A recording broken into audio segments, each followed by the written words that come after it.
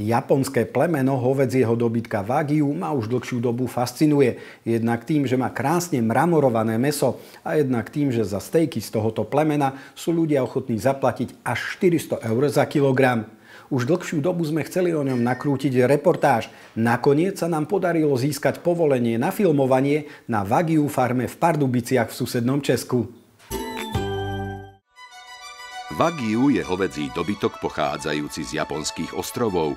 Najviac sa preslávil čierny variant tohto plemena. Mäso má vysokú kvalitu a intenzívne mramorovanie. Vytvára ho tuk uložený medzi svalovými vláknami. Je výnimočne krehké, jemné, šťavnaté a má jedinečnú chuť a vôňu. Plemeno Wagyu nám predstavili na prvej českej farme, ktorá sa jeho chovu venuje už 15 rokov. V Pardubiciach dnes chovajú 40 matiek, z ktorých je asi tretina v čistokrvnej forme a ostatné sú vysokopodielové krížence. Posledná 20-členná skupina sú zvieratá záverečného výkrmu vo veku 2 až 3 rokov. A aj dlhý čas výkrmu stojí za kvalitou mesa. Zcela výjimečná kvalita masa Wagyu bohužel není zadarmo. Kromě nízkých přírůstků a tím pádem i dlouhé doby výkrmu čelíme poměrně nízké výtěžnosti masa právě díky vysokému zatučnění, protože bohužel jatečný skot neukládá tuk pouze do svalů, což bychom si přáli, ale také jako podkožní tuk. Pohybujeme se někde kolem hranice 50%. U zvlášť zatučnělých kusů, kde je předpoklad skutečně mimořádné kvality masa, je výtěžnost ještě nižší. Plemeno Wagyu nemá žádné zvláštní požadavky na klimatické a povětrnostní podmínky, na výživu a ošetřování, ale samozřejmě pokud od Wagyu požadujeme patřičnou užitkovost, v našem případě kvalitní a dobře protučnělé maso, tak samozřejmě je potřeba se o kusy dobře starat. Základem krmné dávky skotu obecně, Wagyu nevyjímaje, jsou kvalitní objemová krmiva.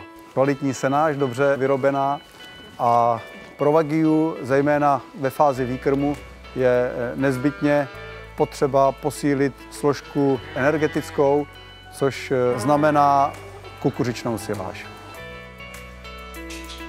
Ako sme počuli, o zvieratá sa netreba vôbec nejako špeciálne postarať. Mali by byť v čistom a pokojnom prostredí, ale predsa trochu rozmaznávania im chovatelia doprajú. Veď kto by nemal rád príjemné masírovanie? S oblibou své svěřence oslovujeme paní kolegyně, pane kolegu. Co se týče péče o skot plemene Wagyu, nelze nezmínit vyhlášené masírování skotu, které samozřejmě našim svěřencům také dopřáváme. Ať už občasné nebo pravidelné masírování našich svěřenců nepřispívá pouze k celkové pohodě zvířete a prokrvení periferních částí těla, ale je to i důležitý komunikační prostředek mezi člověkem a zvířetem. Pardubický chovateľ pán Müller má šťastie. Na hospodárstve nie je sám. Významne mu pomáhajú aj 4 synovia. Tí si mäsko nevedia vynachváliť. Já jsem Hinek. Já jsem Filip. Já jsem Antonín. Já jsem Jirka. A já jakožto nejstarší z bratrů bych vám rád řekl něco o naší rodinné farmě. Odmala jsem tu se svými 3 bratry vyrůstal a pomáhal našemu tátovi. Táta přišel s nápadem chovat speciální plemeno zde u nás v České republice a my jako 4 kluci jsme neměli na vybranou. Museli jsme pomáhat a zároveň se to stalo i naším koníčkem. Takže já bych vám rád řekl něco o mase. Myslím, že všechny nás 4 kluky můžu říct, že ho máme velice rádi a můžeme ho mít každý den na stolu a vůbec nám to nevadí. Hodně lidí si myslí, že nám Wagyu přilétá na stůl jak pečený holuby do huby, avšak to není pravda, aby jsme si to zasloužili, musíme nakrmit celý kravin. Tak jdeme na to. Millerovci začínali ako chovatelia koní. V Pardubiciach je to totiž klasika. K hovädziemu dobytku sa dostali postupne. Počátky našeho chovu se datují do roku 2006, kdy jsme přivezli z Holandska několik hluboce zamrazených embryí Wagyu, které jsme následně přenesli do náhradních matek našeho obvyklého skotu.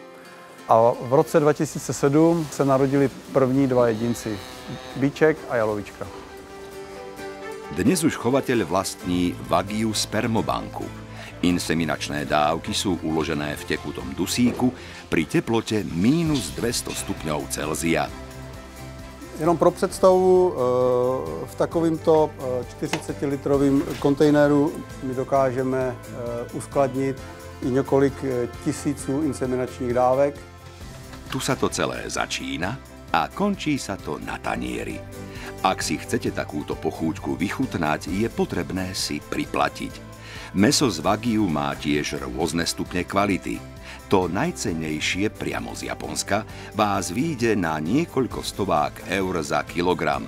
To české sa pohybuje v strednej cenovej triede. Ale isté je, že sa to aspoň raz za čas oplatí vyskúšať. My jsme navázali poměrně úzkou spolupráci asi před 3 nebo 4 lety, kdy s rodinou Millerových jsme se dostali do kontaktu, objednali si od nich pár vzorků masa a od té doby s nimi spolupracujeme. Wagyu beef je geniální v tom, že má velké množství mononenasycených mastných kyselin a silnou strukturu mramorování toho bílého tuku mezi tou svalovinou, které má nízkou teplotu rozpouštění. To znamená, že ten tuk, když přijde na pánev, tak se rozpouští. Na velmi rozpálené pánvi se ten tuk rozpustí, zůstane v tom mase. Ta svalová struktura skřehne a všechny ten tuk zůstává vevnitř. To je jedna z největších asi domén, kromě té chuťové, která je nejde asi popsat, je skvělé to ochutnat. To je absolutní štěstí v ústech. Tento zážitok vám bohužiaľ sprostredkovať nedokážeme, ale môžeme potvrdiť, že šéf-kuchár hovorí pravdu.